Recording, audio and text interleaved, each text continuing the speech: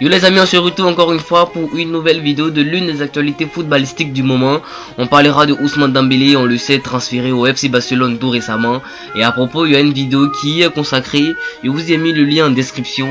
Alors, pour revenir à notre sujet du jour, je vous ai dit, on parlera de Ousmane Dembélé, mais plus précisément, on parlera de son attitude qui a été mise en cause par nos confrères allemands.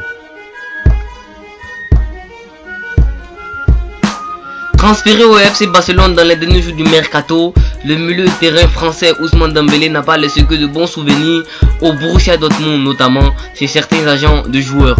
Ce pourrait devenir une mode qui ne manque pas franchement de nous faire rire, car tenez-vous bien, il existe des agents de joueurs adeptes de la morale et d'un certain sens du devoir.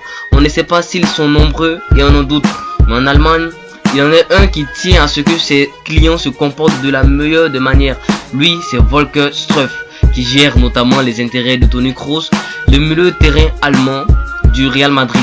Au cours d'un entretien accordé au quotidien allemand, Bild, Struff a fait part de son opinion sur la venue du FC Barcelone d'Ousmane Dembélé, reprochant clairement à ce dernier d'avoir boycotté l'entraînement du Borussia Dortmund pour rejoindre la Catalogne.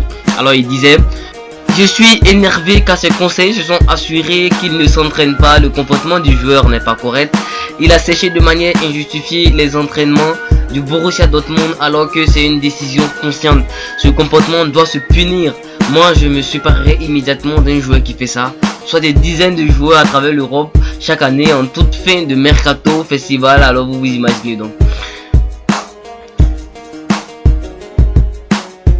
Alors les amis, c'est terminé pour cette vidéo. C'était juste une petite vidéo comme vous l'avez constaté.